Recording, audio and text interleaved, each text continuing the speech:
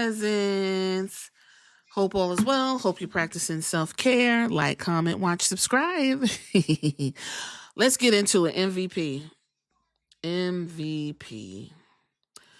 Again, is talking about his feelings towards the WWE, pro wrestling, amongst other things, okay?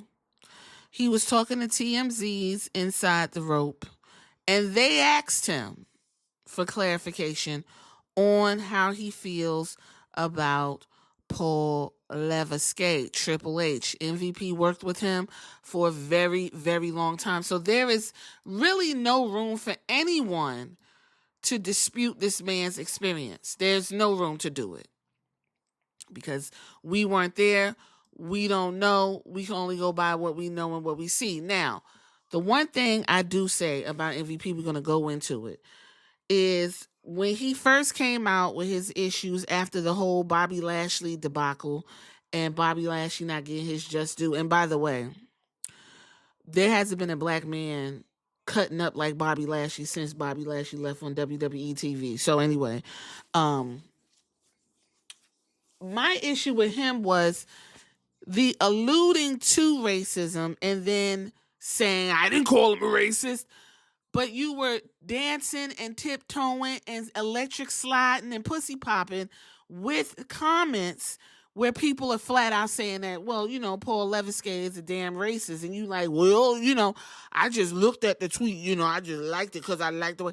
So you can't do that. I need you to get off of the fence and say what it is. And here, he pretty much has gotten off the fence and has jumped on to the side of where he feels and what he feels about Paul Levesque. So let's get into it. MVP blasts Triple H as a coward and a liar. Says he has zero respect for the WWE executive. MVP ain't holding nothing back, they said. In a recent interview with Adventure Gamers, and then this clip that I am going to play is from TMZ. We'll hear it later. The AEW star didn't mince his words, doubling down on past criticism and openly supporting Bret Hart's infamous claim that Triple H is a phony. But MVP went even further, calling the game a coward and a liar and insisting that his opinion is shared by many of Triple H's peers. And he goes on to say, man, I agree with Bret's assertion. I've said before I called him a coward and liar, but let's put it this way, he said. If you really want to, you can go to YouTube and you can look up the interviews of various wrestlers through the years of what their opinion is of the man. Interviews of guys that were his friends, what they had to say about the guy. I can't think of more guys that dislike him than I can think of guys that do like him. MVP also pushed back on any claims that he was bitter and clarified his disdain comes from direct experience. He said, people said that I'm salty and bitter. Like, no, I have personal issues with the dude stemming from professional stuff. But just the things that he does, how he carries himself, I just don't have respect for the guy. This isn't the first time MVP addressed his tensions, like I said, and he went on to say this as well. Let's listen, shall we? Respect for Triple H, who you worked with in WWE. Do you wish to address that at all? No. But I stand by those words. I have zero respect for him personally or professionally. And when I tell why, then people will be like, okay, that makes sense. Because again, and I'll just say this, if I say something about you, I will say it to you. And if you come and ask me about what I said, I'm not going to say that I didn't say it. I'm not going to deny I said it. I'm going to say, yes, I said that. Now what? Would you like to talk further? Like, where do we go from here? If I say something about you and you come and ask me about it, I'm not going to deny that I said it. And I'll just leave it at that. Okay, so his issue is, it sounds like it's some backbiting, okay? Sounds like Triple H said something behind his back. He found out, went and confronted Triple H, and Triple H basically was like, no, I ain't say that. I mean, you can take that as any kind of way you want to take it. There's a lore surrounding Paul Levesque, and as of the last 5 years, we can say, it hasn't been good. He has not been looking good in the public at all. Okay, everyone has given Paul Levesque the space to be a better man, and it seems like he's actually leaning into like a supervillain. I don't know what the fuck is going on.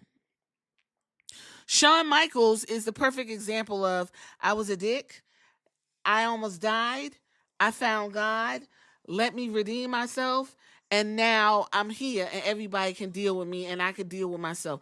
I don't think Paul Levesque is dealing with himself.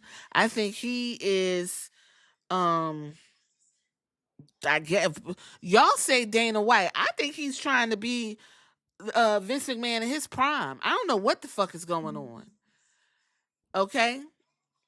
Anyway, MVP goes on to say the newer generation, they don't know that guy yet. Some of those that came up underneath him in NXT, they think he's brilliant, and a lot of them should for the hand he's had in their career. But the guys that had to work with him back in the day, they'll tell you a different story, almost overwhelmingly. He said, and so it's just not me. And there's guys who are way up on the totem pole than me, and they're telling you this guy is no bueno. No bueno. We can't say if he's lying or not. We can't say. But we do know the type of things that Triple H has copped to. He said, yeah, I was a part of Montreal Screwjob, and that's probably the biggest thing in WWE wrestling lore, okay? He stood there in that Bret Hart documentary and bold-faced lied to Bret Hart's wife, at that then wife. And she said, I'm asking you, Triple H, did you have a hand in this? And he was like, nope, I ain't got nothing to do with it. And then she put a hex on him and his heart gave out. Now, fast forward, and this motherfucker's in the Vince McMahon documentary just like, yeah, I had something to do with it. And I tell you, I don't give a fuck. He had a hand in trying to get rid of Dwayne Johnson. And then I think he aura-farmed, that's what y'all call it now, Shawn Michaels. Listen, I got a theory. You want to hear it? Paul Levesque ain't that good a looking dude, okay? Paul Levesque ain't that good looking dude. And we all know Vince McMahon love him a good looking dude or a good looking woman. I already said Vince McMahon's bisexual. I don't give a fuck, okay? Shawn Michaels was Vince McMahon's golden egg. He would let Shawn Michaels dookie in his lap just so he could run his big nose through Shawn Michaels' golden locks, okay? We already know where Shawn Michaels was with Vince McMahon, okay? And Paul Levesque gravitated towards Shawn Michaels. He saw that man was in turmoil and said, this is the perfect opportunity to get close to Shawn Michaels, who at the time was right next to the pulse of WWF, Vince McMahon. And he stayed next to Shawn Michaels until he could get glazed in there and ease in there like a boat. Right in there like a cog, right? And get close to Vince McMahon.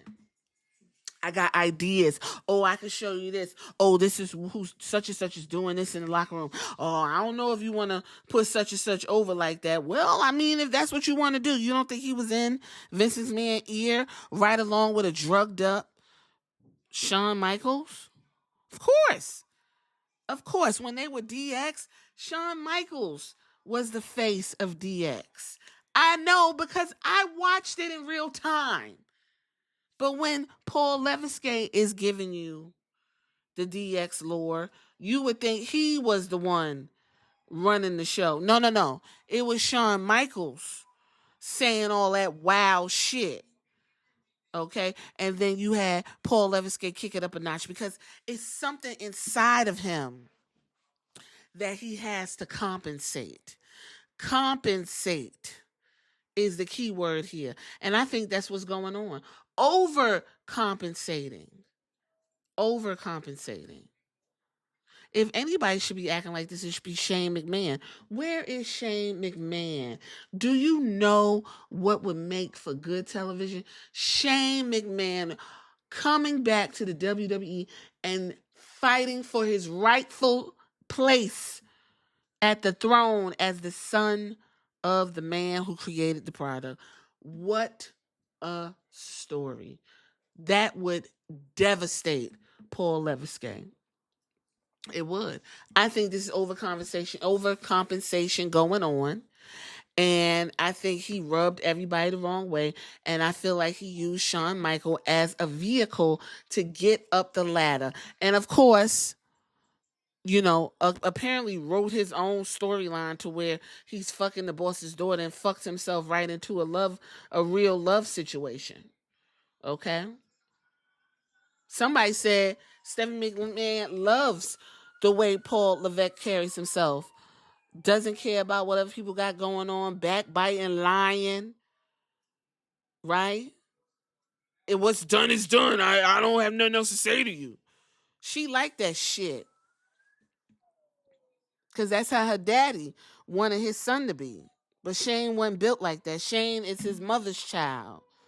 Anytime the boys don't play about the mamas, you're not going to get no wild ass boy. Now, Stephanie McMahon is literally the wild ass boy that Vince was looking for in his son. That's my theory. You could debate. You could argue with me. I would love it. I would love it. Some of the comments I find are interesting. Let's hear one or two of them. It's no secret Triple H played backstage politics. No pun intended here, but backstage politics was all a part of the game in professional wrestling and still is.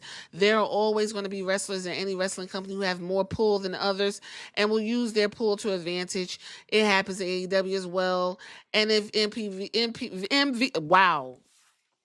WrestlePalooza. If MVP doesn't know that, then he's willfully ignorant. Didn't MVP make a big stink about the Hurt Syndicate not dropping the titles to FTR a while back? Based on that, I've read since he came to AEW, MVP's stance on backstage politics is to be highly situational. He seems to be okay with playing politics as long as the ultimate decision on what to do swings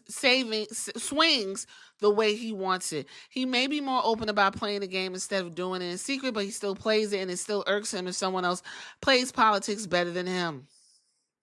Okay. Unfortunately, MVP basically did not tell us fully what it was that Paul Levesque did to him outside of, if I come to you and I ask you something, you tell me no, that is a problem. So that is a question of integrity.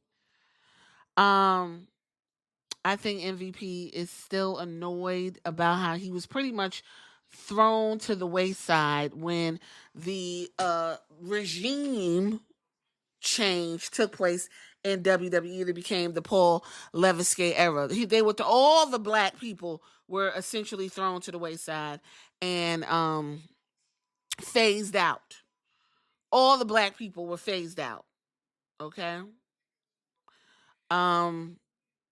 Now you look at MVP in AEW, and I'm gonna be honest with you, it's not too much different. I know he said that the Hurt Business was running the COVID era Raw. Yes, we enjoyed them, but it was such a short period of time, they didn't make much of an impact. Now, if what's the Hurt Business is doing in AEW as the Hurt Syndicate is what we were looking forward to in WWE, I'm kind of not sad about it. I'm just going to be honest with you, because they're not doing nothing in AEW that is exciting to me. I was on board in the beginning, then they added MJF, and from there, they've been riding the fucking middle card since they started.